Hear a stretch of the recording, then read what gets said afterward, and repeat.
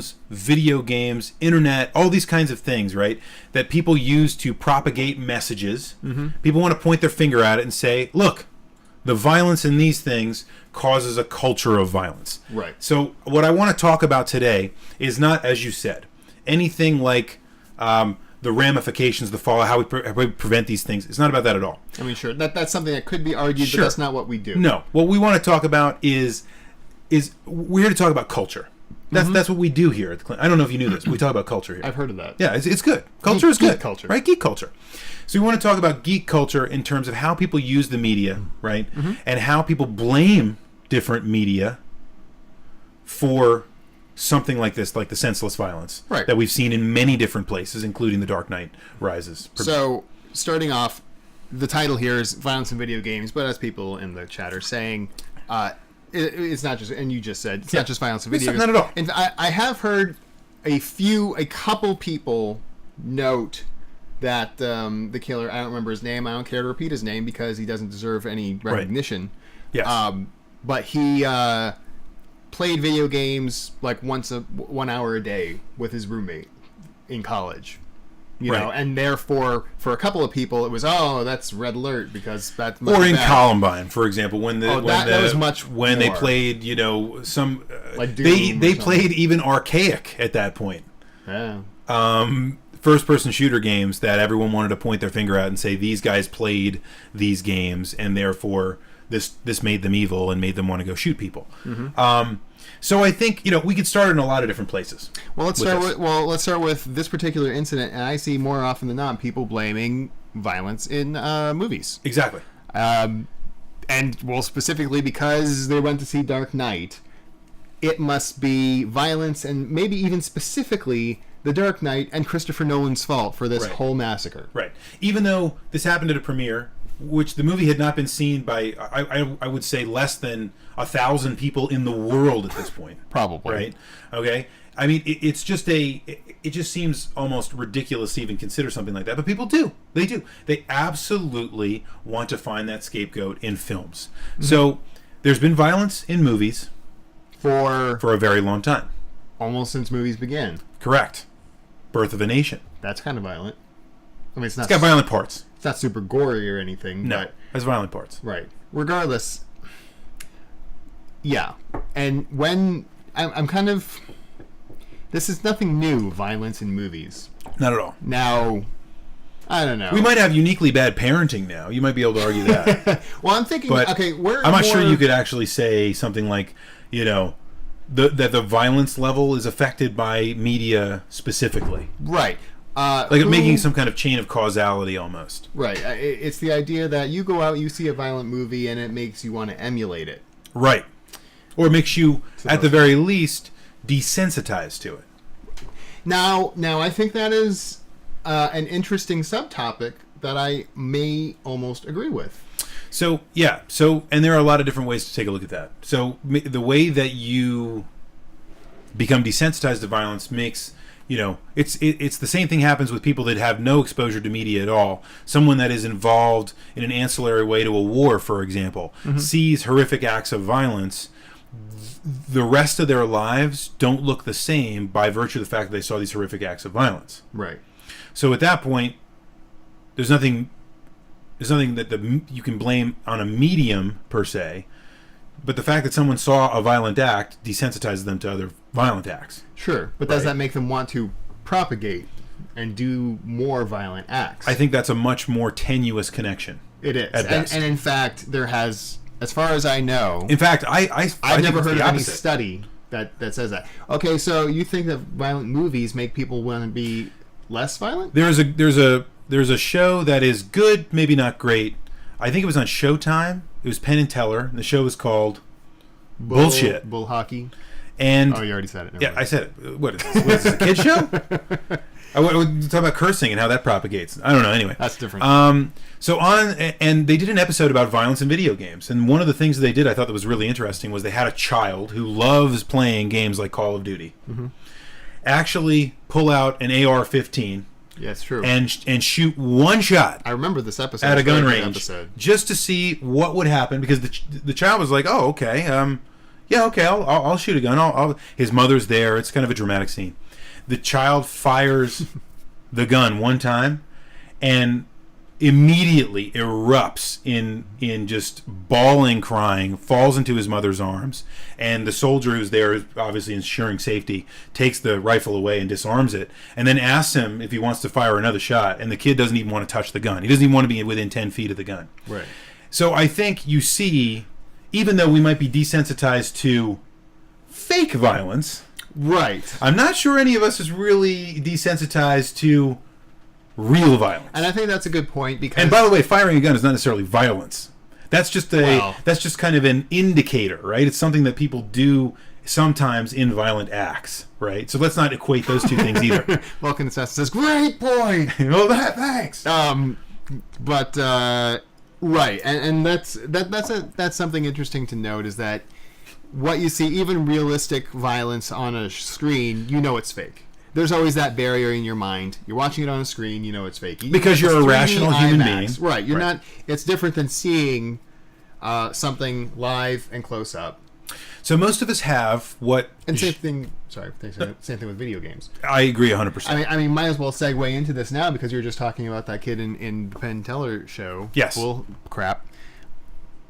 Who? Why won't you say it? I don't understand. Anyway, go ahead. Who was he played like Call of Duty kind of games, blah blah blah. But as soon as he got his hands on the gun, couldn't handle it. No.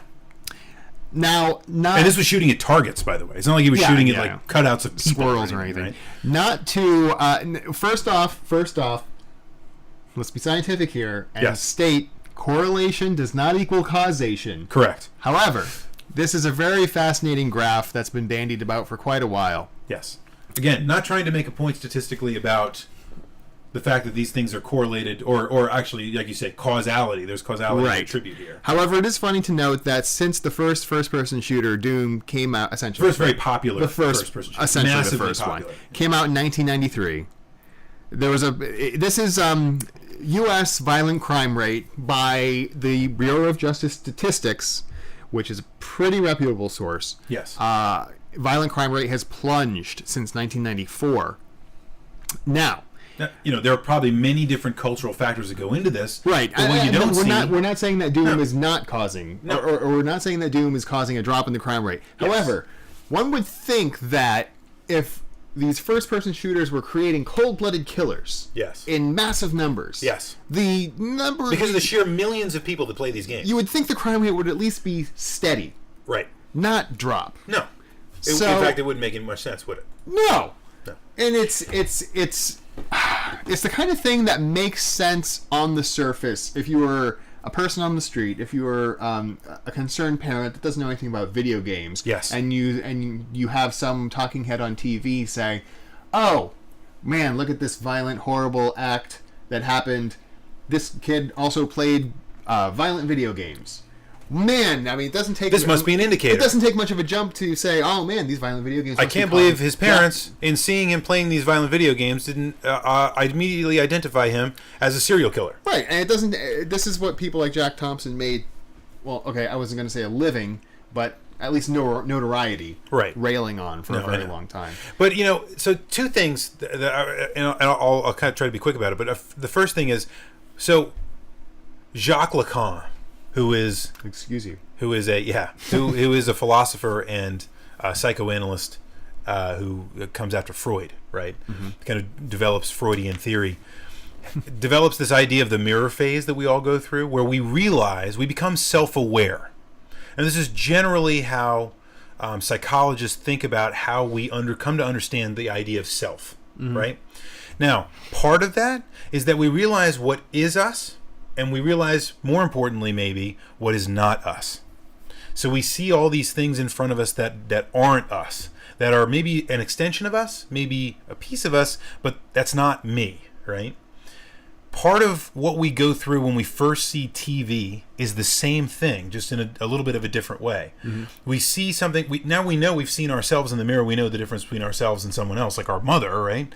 Which Jacques Lacan had a lot to say about, by the way. But anyway, the idea that we look at TV and we see a television, we say, that's not me either, that's someone else on the screen, right?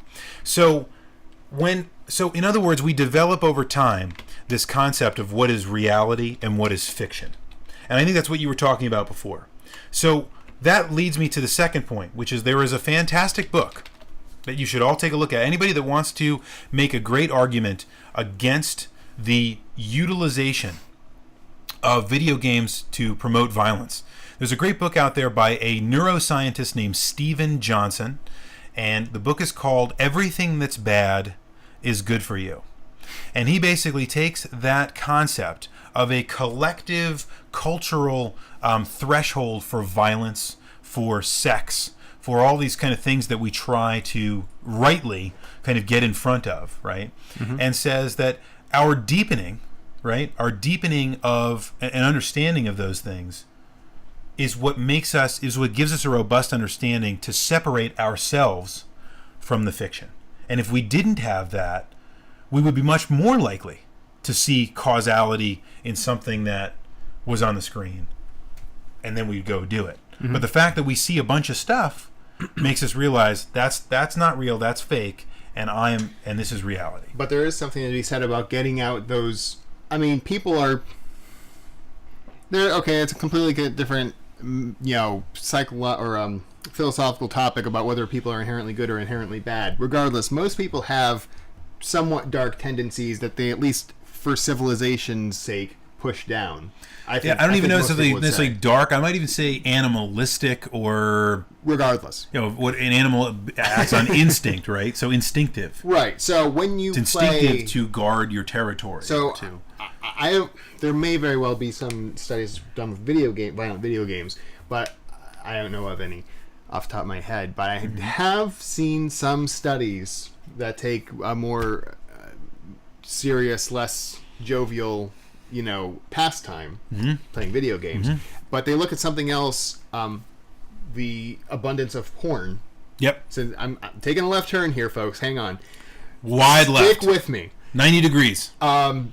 Since the internet became a big thing and porn became everywhere. What's the internet? I've never heard of it. Internets. Okay, good. Yeah. The rate of sexual crimes, especially rapes, has really dropped. Plummeted very much in the same way. That maybe Doom was helping people excise the... Oh, geez. Much in the same way the violent crime rate has. And a lot of and there have been studies that actually show that when someone has some sort of tendencies, like sexual frustration tendencies, that may manifest themselves as a violent act, or at least a date rape or something like that. Having an outlet helps. So statistically, I'm ready to jump on with that. Please. Whether I agree with that or not. And of course, there's a Louis C.K. stand-up that addresses this. Okay, perfect. I'm not surprised. And actually I think I've seen that, and it's actually uproariously funny. But the point is, I think whether or not you agree with that, what you definitely see is that there still are people out there that fail to differentiate, or are so messed up in their minds between reality and fiction, or are just pure evil, or just pure crazy. Maybe they're the same, maybe they're not. The point is, there's still people out there that have these kinds of very difficult psychological problems. They develop them over time, however that comes to be, and they can't differentiate, and therefore they go and do terrible, horrible things. Even if there are as many outlets as you could possibly have, right, that kind of thing still happens, regardless of what kind of culture there is out there, whether it's a culture of violence or a culture of sex or a culture of, whatever, right? Right. So I agree. Yeah, so I think there's a lot of room to be talking about stuff here. I mean, I think we're all in agreement, because all of us play video games, that video games don't necessarily cause violence. But I think, what would you say about what helps us kind of break the stigma? How do we get away from this? I think what helps, Eric the Squirrel, said that people blame violent video games because they don't know enough about it, specifically the media. So there's ignorance here. There's an ignorance factor. I think that's why when you see something new come along, it generally gets I'm kind of surprised that movies have been singled out with this issue, but I guess because they were at a movie theater, that's probably more natural. Normally, it's whatever the new thing on the block is. Right. If there's something bad going on in the 50s or 60s, it's that darn rock and roll music. Right. That's at fault. Right. If it